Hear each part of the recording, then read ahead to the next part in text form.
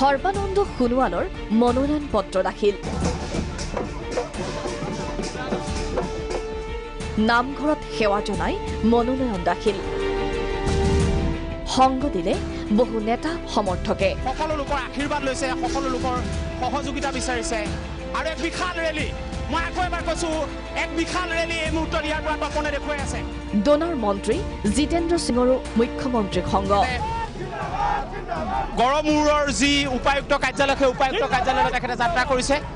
প্ৰথম পৰ্যায় মনোনয়ন পত্ৰ দাখিলৰ শেষৰ দিনটোত মনোনয়ন পত্ৰ দাখিল কৰিলে মুখ্যমন্ত্ৰী সৰ্বানন্দ সোণোৱালে।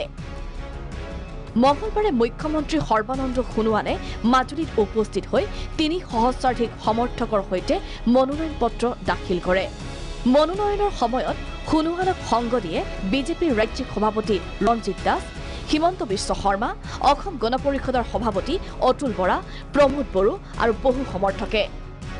ডোনাৰ মন্ত্ৰী জিতেন্দ্ৰ সিং আৰু কেন্দ্ৰীয় ৰাজ্যিক প্ৰভাৰী বৈজয়ন্ত পাণ্ডা উপস্থিত থাকে এই মনোনয়ন পত্ৰ দাখিলৰ সময়ত। মঙলবাৰে পুৱা শান্তিপুৰ নামঘৰ গড়মূৰ নীলকণ্ঠ শিৱ মন্দিৰত পূজা সেৱা কৰি মনোনয়ন পত্ৰ দাখিলৰ বাবে আগবাঢ়ি যায় মুখ্যমন্ত্ৰী সৰ্বানন্দ সোণোৱালৰ লগতে সমৰ্থকে। ইয়াৰ পূৰ্বে মুখ্যমন্ত্ৰী সোণোৱালে গড়মূৰ মিনি ষ্টেডিয়ামত একত্ৰিত হৈ থকা দলীয় সমৰ্থকক সম্বোধন কৰে। অত্যন্ত আজি অসমৰ ৰাইজৰ ওচৰত কৃতজ্ঞ যে এইখন সমাজে যিমানেই বিৰোধীয়ে কথা নকওক কিয়, কিন্তু আজি ভাৰতীয় জনতা পাৰ্টী নেতৃত্বাধীন মিত্ৰজোঁট চৰকাৰৰ ওপৰত আস্থা আৰু বিশ্বাস ৰাখি আমাক প্ৰতিটো মুহূৰ্ততে সহায় কৰাৰ বাবে আজি অসমীয়া জাতিক সুৰক্ষিত কৰাৰ ক্ষেত্ৰত আমি উল্লেখযোগ্য সফলতা অৰ্জন কৰিলোঁ। পৰম শ্ৰদ্ধা ৰাইজ, আমাৰ কামেই আছিল এইটো। আমি যেতিয়ালৈকে থাকোঁ, এই মিত্ৰজোঁট যেতিয়ালৈকে অসমৰ বুকুত থাকিব, তেতিয়ালৈকে অসমৰ সকলোবিলাক মাটি ভেটি কৃষ্টি সংস্কৃতি ভাষা সাহিত্য ঐতিহ্য সম্পূৰ্ণৰূপে সুৰক্ষিত হৈ থাকিব, এই কথা নিশ্চিত। কংগ্ৰেছ AIUDF যিমানে শক্তি মিলিত নহওক কিয়, এই অপশক্তিয়ে কেতিয়াও আমাৰ পবিত্ৰ মিত্ৰতা বিনষ্ট কৰিব নোৱাৰে, এই কথা নিশ্চিত। গড়মূৰ ষ্টেডিয়ামত উপস্থিত বিজেপি সমৰ্থকসকলক উদ্দেশ্যি ভাষণ প্ৰদান কৰে মন্ত্ৰী হিমন্ত বিশ্ব শৰ্মা, ৰঞ্জিত দাস, প্ৰমোদ বড়োৱে। 5টা বছৰ পিছত যদি আমি উভতি চাওঁ, ইতিহাসে ক'ব যে এইখন চৰকাৰে ৰাইজক যি কথা দিছিলে, সেই প্ৰত্যেকটো কথাই আখৰে আখৰে পালন কৰাৰ সফলতা এইখন চৰকাৰে লাভ কৰিছিল।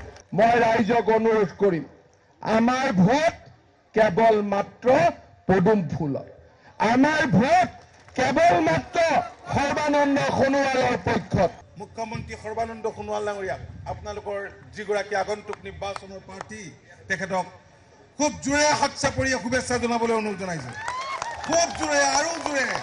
মাজুলীবাসী ৰাইজ আচলতে ভাগ্যৱান, কাৰণ সৰ্বানন্দ সোণোৱালৰ দৰে এগৰাকী প্ৰাৰ্থীক আপোনালোকে পাইছে আৰু সেইকাৰণে অসমৰ মানুহৰ বহুতেই ঈৰ্ষা। আনহাতে তাৎপৰ্যপূৰ্ণভাৱে সাংবাদিকৰ এক প্ৰশ্নত ৰঞ্জিত দাসে মুখ্যমন্ত্ৰী পদৰ প্ৰাৰ্থী সম্পৰ্কত স্পষ্ট উত্তৰৰ পৰা বিৰত থাকে। কেন্দ্ৰীয় নেতৃবৰ্গই ল'ব এই সম্পৰ্কত চূড়ান্ত সিদ্ধান্ত, এই বুলি এক উত্তৰেৰে বিষয়টো এৰাই চলে। ৰাইজে ভাৰতীয় জনতা পাৰ্টীৰ মিত্ৰদলৰ চৰকাৰখন পাতি দিয়াৰ পিছত এই বিষয়টোলৈ আমাৰ যিহেতু সংসদীয় বোৰ্ড আছে, পাৰ্লিমেণ্টাৰী বোৰ্ডে যি ডিচিশ্যন দিয়ে সেই ডিচিশ্যনে মানিব। মনোনয়ন পত্ৰ দাখিলৰ পাছত মুখ্যমন্ত্ৰী সৰ্বানন্দ সোণোৱালকে ধৰি মিত্ৰজোঁটৰ নেতাই বিভিন্ন নিৰ্বাচনী প্ৰচাৰ অনুষ্ঠানত অংশগ্ৰহণ কৰে। মাজুলীৰ পৰা ভিডিঅ' জাৰ্নেলিষ্ট ৰিদীপ আৰু তপনৰ সহযোগত উৎপল বৰাৰ ৰিপৰ্ট, প্ৰাগ নিউজ।